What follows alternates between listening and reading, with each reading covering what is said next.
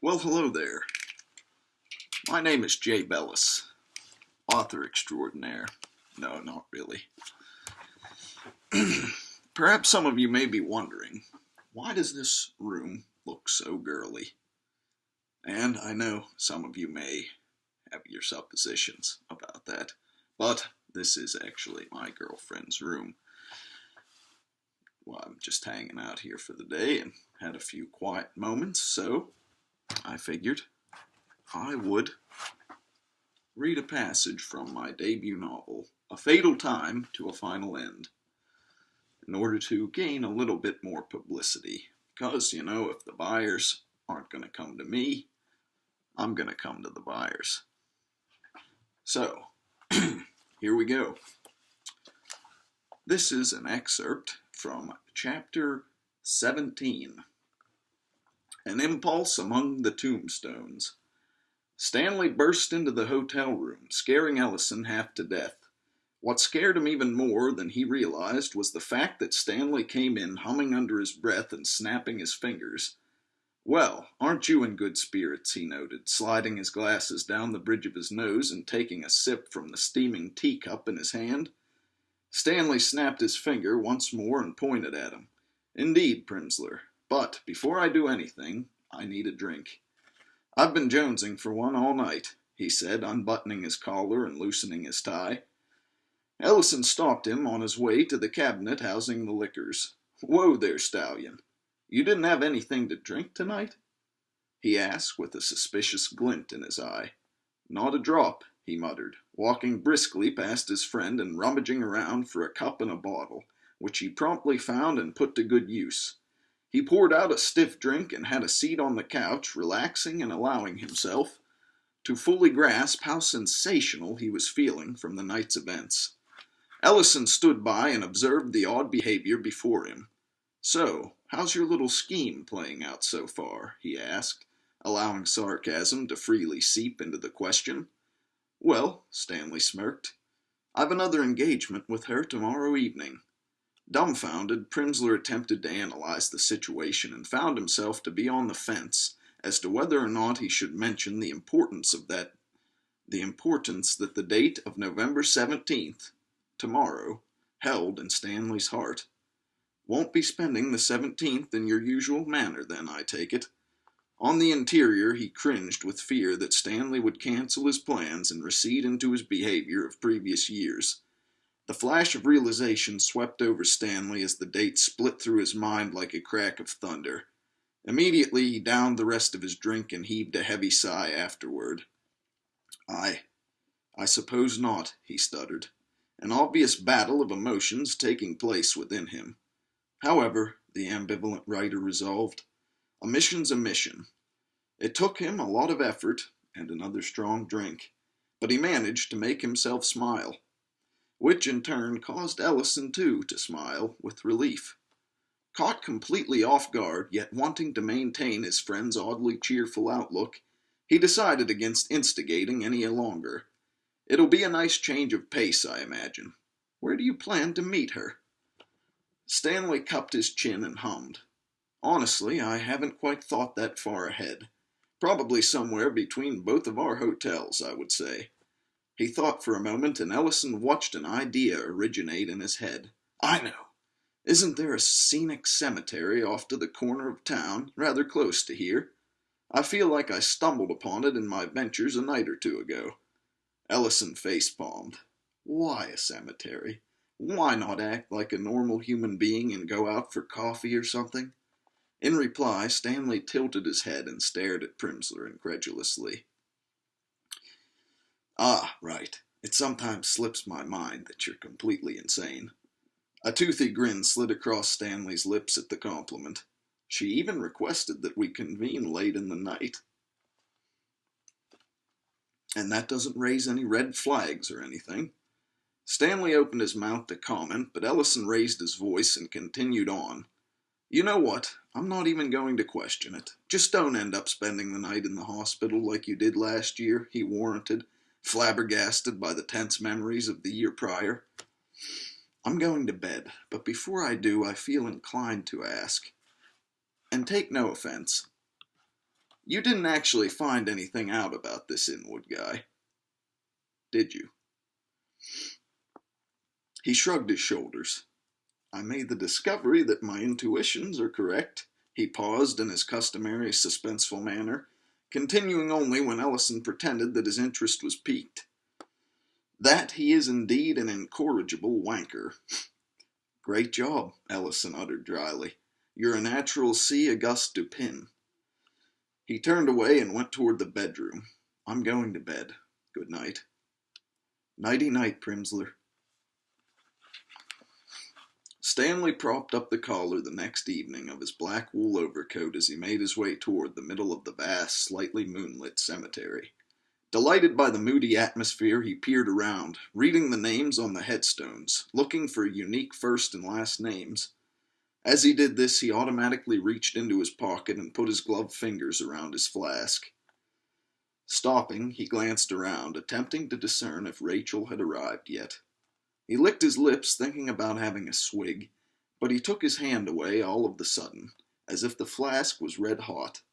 He reminded himself that he didn't want to have any alcohol in his system for when he met her, even though the anxiousness within him was crying out to be alleviated. Stanley? He heard from behind. Turning, he saw a thin figure walk toward him, each of her steps causing the silhouette to fade away and reveal the features that set Stanley's heart beating at a faster pace. Why, good evening, Miss Ravencroft, he greeted. A truly beautiful place, isn't it?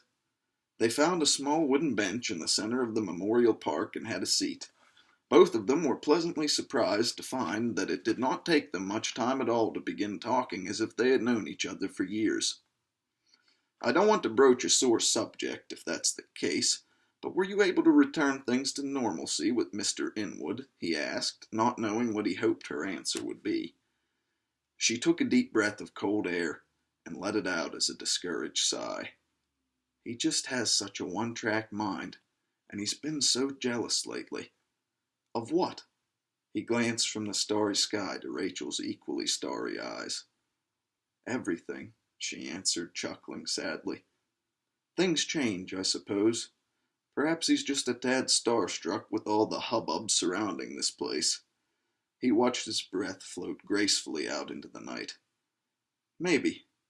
But I miss the way things used to be, you know. All too well, unfortunately.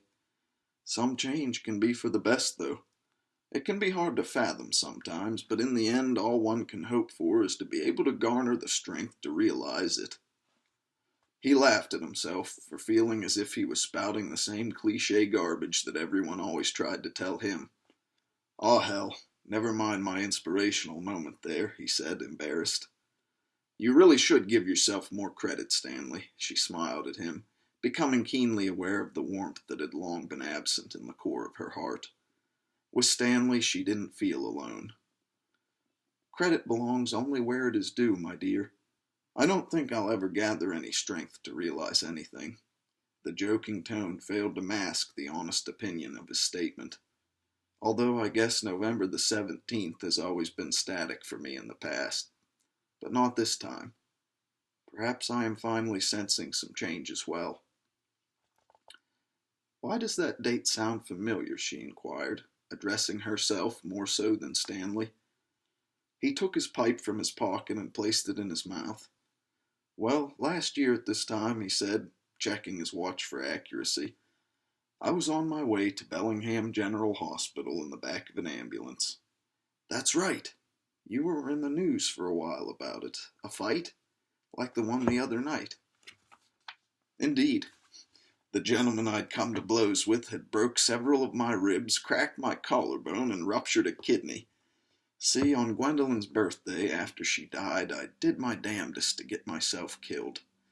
Either by drinking myself to death or getting pummeled in an altercation with an unscrupulous sort. It almost worked last year, but I pulled through, and that fact has disappointed me all this time. That is, until now." He took a match and struck it off of the bench, lighting his pipe. With the short burst of light brought forth by the match igniting, Rachel took note of the slight, peaceful smile on his face as she got a quick, clear glimpse of it. "Meeting you, It's shown me that maybe I ought to break away from my isolation. He set his pipe aside, glanced down, and found that her hand was close to breaching contact with his.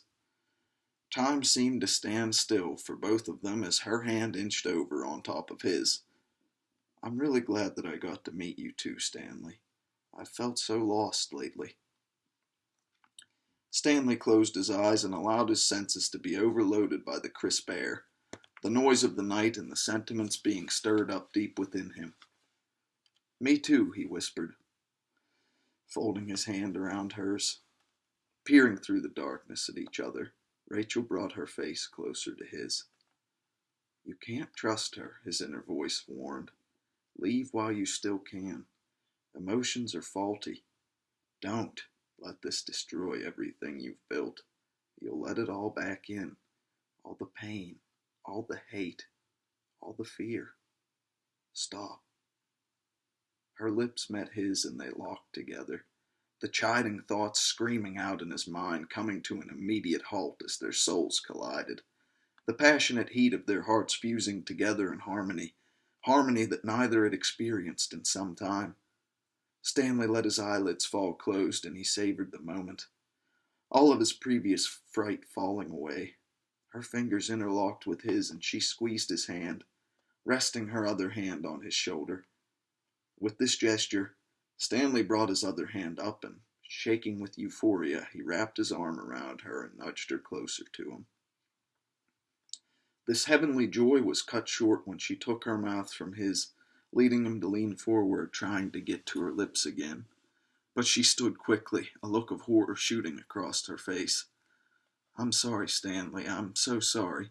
I shouldn't have done that, she whispered, aghast, tearing up, her voice ripping at the seams with confusion, pain, and guilt. Wait, he exclaimed, holding out his hand to her as she began to turn away. I'm sorry. I never should have asked you to do this.